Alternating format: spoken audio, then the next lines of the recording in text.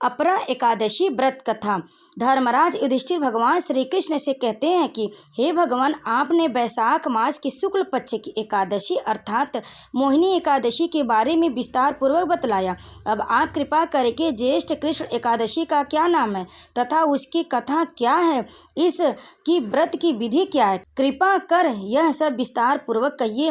भगवान श्री कृष्ण कहने लगे, हे राजन, ज्येष्ठ मास की कृष्ण पक्ष की एकादशी को अचला एकादशी तथा अपरा एकादशी दोनों ही नामों से जाना जाता है, क्योंकि यह अपार धन देने वाली जो मनुष्य इस व्रत को करते हैं वे संसार में प्रसिद्ध हो जाते हैं। इस दिन भगवान त्रिविक्रम की पूजा की जाती है। भगवान त्रिविक्रम में भगवान विष्णु, भगवान विट्ठल तथा बालाजी के दर्शन होते हैं। अपरा एकादशी व्रत के प्रभाव से ब्रह्म हत्या, भूत योनि, दूसरों की निंदा आदि के सब पाप दूर हो जाते। इस व्रत के करने से पर स्त्री गमन, झूठी गवाही देना, झूठ बोलना, झूठे शास्त्र पढ़ना या बनाना, झूठा ज्योतिष बनाना तथा झूठा वैद बनाना आदि सब पाप नष्ट हो जाते। जो क्षत्रिय युद्ध से भाग जाएं वे नरकगामी होते, परंतु अपरा एकादशी का व्रत करने से वे भी स्वर्ग को प्राप्त होते। जो शिष्य गुरु से शिक्षा ग्रहण करते हैं फिर उनकी निंदा करते हैं वे अवश्य नरक में पड़ते, मगर अपरा एकादशी का व्रत करने से वे भी इस पाप से मुक्त हो जाते।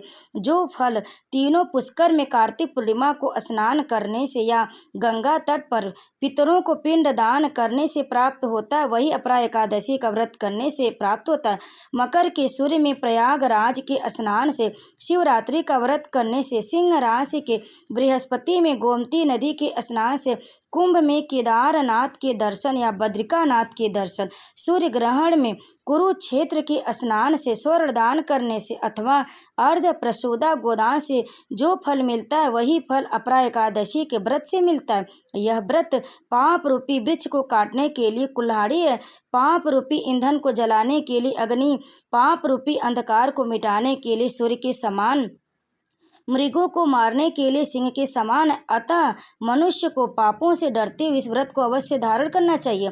अपरा एकादशी का व्रत तथा भगवान का पूजन करने से मनुष्य सब पापों से छूटकर विष्णु लोक को जाता है।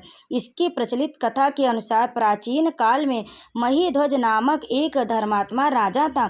उसका छोटा भाई ब्रजध्वज बड़ा ही क्रूर, अधर्मी तथा अन्यायी था। वह अपने बड़े भाई से द्वेष रखता था। उस पापी ने एक दिन रात्रि में अपने बड़े भाई की हत्या करके उसकी देह को एक जंगली पीपल के नीचे गाड़ दिया। इस अकाल मृत्यु से राजा प्रेतात्मा के रूप में उसी पीपल पर रहने लगा और अनेक उत्पात करने लगा। एक दिन अचानक धौम्य नामक ऋषि उधर से गुजरे। उन्होंने प्रेत को ज्ञान चक्षु से देखा और तपोबल से उसके अतीत को जान लिया। अपने तपोबल से प्रेत उत्पात का कारण समझा। ऋषि ने प्रसन्न होकर उस प्रेत को पीपल के पेड़ से उतारा तथा परलोक विद्या का उपदेश दिया।